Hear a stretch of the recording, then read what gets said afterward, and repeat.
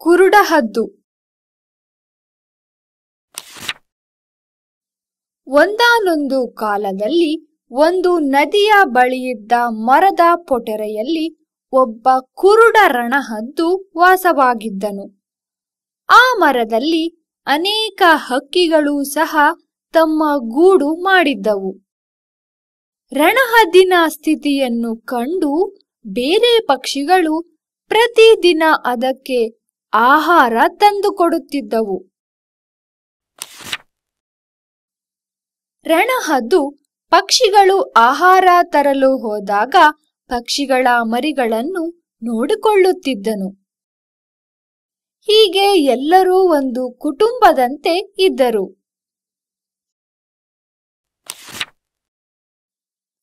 ಒಂದು ದಿನ ಆ ಮರದ ಮುಂದೆ ಒಂದು ಬೆಕ್ಕು ಹಾದು ಹೋಗುತ್ತಿತ್ತು. ಅವನಿಗೆ ಹಕ್ಕಿ ಮರಿಗಳ ಚಿಲಿಪಿಲಿ ಸದ್ದು ಕೇಳಿಸಿತು. ಇಲ್ಲಿ ಅನೇಕ ಗಿಡಗಳಲ್ಲಿ ಹಕ್ಕಿ ಮರಿಗಳಿವೆ. ನಾನು ಮರವನ್ನು ಹತ್ತಿ ಮೇಲೆ ಹೋಗಿ ಅವುಗಳನ್ನು ಒಂದೊಂದಾಗಿ ತಿನ್ನುತ್ತೇನೆ. ನಾನೆಷ್ಟು ಅದೃಷ್ಟಶಾಲಿ ಎಂದು ಯೋಚಿಸಿದನು. ಅವನು ಮರವನ್ನು ಹತ್ತಿ ಗೂಡುಗಳ ಬಳಿ ಹೋಗಲು ಪ್ರಾರಂಭಿಸಿದನು.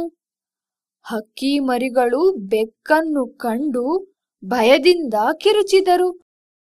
ಅವುಗಳ ಭಯದ ಧ್ವನಿಯನ್ನು ಕೇಳಿ ರಣಹದ್ದು ತನ್ನ ಗೂಡಿನಿಂದ ಹೊರಗೆ ಬಂದು, ಯಾರಲ್ಲಿ, ಹೊರಟು ಹೋಗಿ ಎಂದು ಹೇಳಿದನು.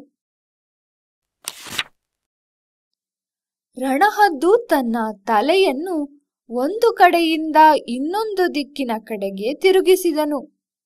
ಇದನ್ನು ನೋಡಿದ ಬೆಕ್ಕಿಗೆ ರಣಹದ್ದು ಕುರುಡನೆಂದು ತಿಳಿಯಿತು. ಅವನಿಗೆ ಮೋಸ ಮಾಡಲು ಬೆಕ್ಕು ನಿರ್ಧರಿಸಿದನು. ಅವನು, ಸ್ವಾಮಿ, ನಾನೊಬ್ಬ ಬೆಕ್ಕು, ನಿಮ್ಮನ್ನು ನೋಡಲು ಬಂದಿದ್ದೇನೆ ಎಂದನು.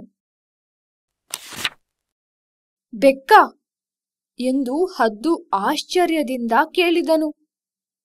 ಹೊರಟು ಹೋಗು, ನೀನಿಲ್ಲಿದ್ದರೆ ತೊಂದರೆಯಾಗುತ್ತದೆ ಎಂದನು.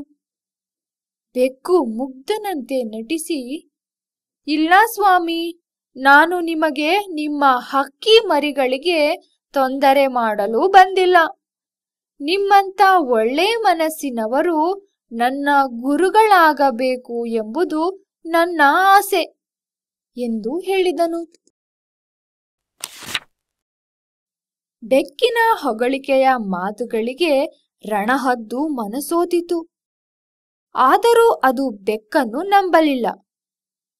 ರಣಹದ್ದು, ಆಯಿತು, ನಾನು ನಿನ್ನ ಶಿಕ್ಷಕನಾಗುತ್ತೇನೆ. ಆದರೆ ಈ ಹಕ್ಕಿ ಮರಿಗಳ ಸುತ್ತ ನೀನಿರುವುದು ನನಗೆ ಇಷ್ಟವಿಲ್ಲ. ಅವುಗಳು ನೀನಿದ್ದರೆ ಸುರಕ್ಷಿತವಾಗಿರುವುದಿಲ್ಲ ಎಂದು ಹೇಳಿದನು. ಬೆಕ್ಕು, ಅವುಗಳಿಗೆ ನನ್ನಿಂದ ಯಾವ ತೊಂದರೆಯೂ ಇಲ್ಲ ಸ್ವಾಮಿ. ನಾನು ಮಾಂಸ ಮತ್ತು ಮೊಟ್ಟೆಗಳನ್ನು ತಿನ್ನುವುದು ಬಿಟ್ಟಿದ್ದೇನೆ. 1 ವರ್ಷದಿಂದ ನಾನು ಸಸ್ಯಾಹಾರಿ ಎಂದು ಉತ್ತರಿಸಿದನು. ಇದನ್ನು ಕೇಳಿದ ರಣಹದ್ದು ಬೆಕ್ಕನ್ನು ಸ್ವಾಗತಿಸಿತು. ಪ್ರತಿದಿನ ಬೆಕ್ಕು ರಣಹದ್ದನ್ನು ಭೇಟಿ ಮಾಡಲು ಬರುತ್ತಿದ್ದನು. ನಿಧಾನವಾಗಿ ಹಕ್ಕಿ ಮರಿಗಳು ಬೆಕ್ಕನ್ನು ನಂಬಲು ಪ್ರಾರಂಭಿಸಿದವು. ಅವನನ್ನು ನೋಡಿದರೆ ಹೆದರಿಕೆಯಿಂದ ಕಿರುಚುತ್ತಿರಲಿಲ್ಲ. ಬೆಕ್ಕು ಪ್ರತಿದಿನ ಒಂದು ಹಕ್ಕಿಯ ಮರಿಯನ್ನು ಕೊಲ್ಲುತ್ತಿತ್ತು. ಅದನ್ನು ತಿಂದು ಅದರ ಮೂಳೆಗಳನ್ನು ಹದ್ದಿನ ಪೊಟರೆಯೊಳಗೆ ಬಚ್ಚಿಡುತ್ತಿತ್ತು. ಬೇರೆ ಪಕ್ಷಿಗಳು ತಮ್ಮ ಮರಿಗಳು ಕಾಣದಿರುವುದನ್ನು ಗಮನಿಸಿದವು. ಅವುಗಳು ಏನು ಮಾಡಬೇಕೆಂದು ನಿರ್ಧರಿಸಲು ಸಭೆ ಸೇರಿದವು. ಪಕ್ಷಿಗಳು ತಮ್ಮ ಮರಿಗಳ ಸುಳಿವಿಗಾಗಿ ಹುಡುಕಿದವು. ಕೊನೆಗೆ ತಮ್ಮ ಮರಿಗಳ ಬಗ್ಗೆ ವಿಚಾರಿಸಲು ಹದ್ದಿನ ಬಳಿಗೆ ಹೋದವು. ಪಕ್ಷಿಗಳು ಅನುಮಾನದಿಂದ ಇರುವುದನ್ನು ಕಂಡು ಬೆಕ್ಕು ತಕ್ಷಣವೇ ಅಲ್ಲಿಂದ ಓಡಿ ಹೋದನು. ಪಕ್ಷಿಗಳು ಹದ್ದಿನ ಪೊಟರೆಗೆ ಹೋದಾಗ ಅಲ್ಲಿ ಅವು ಪಕ್ಷಿಗಳ ಮೂಳೆಗಳನ್ನು ಕಂಡು ಕೋಪಗೊಂಡವು. ರಣಹದ್ದೆ ತಮ್ಮ ಮರಿಗಳನ್ನು ತಿನ್ನುತ್ತಿದ್ದಾನೆ ಎಂದು ತಿಳಿದರು. ಅವನ ಮೇಲೆ ದಾಳಿ ಮಾಡಿ ಮನೆಯಿಂದ ಹೊರತಳ್ಳಿದರು. ಹದ್ದಿಗೆ ಬೆಕ್ಕು ಹಕ್ಕಿ ಮರಿಗಳನ್ನು ತಿನ್ನುತ್ತಿತ್ತೆಂದು ಆಗ ತಿಳಿಯಿತು. ಅಯ್ಯೋ, ನಾನೆಂಥ ಮೂರ್ಖ! ನಾನು ಬೆಕ್ಕನ್ನು ನಂಬಿದ್ದಕ್ಕೆ ಹೀಗೆ ಆಯಿತು ಎಂದುಕೊಂಡನು. ಆದರೆ ಅಷ್ಟು ಹೊತ್ತಿಗೆ ತಡವಾಗಿತ್ತು. ರಣಹದ್ದು ಮರದಿಂದ ಬಿದ್ದು ಸತ್ತನು.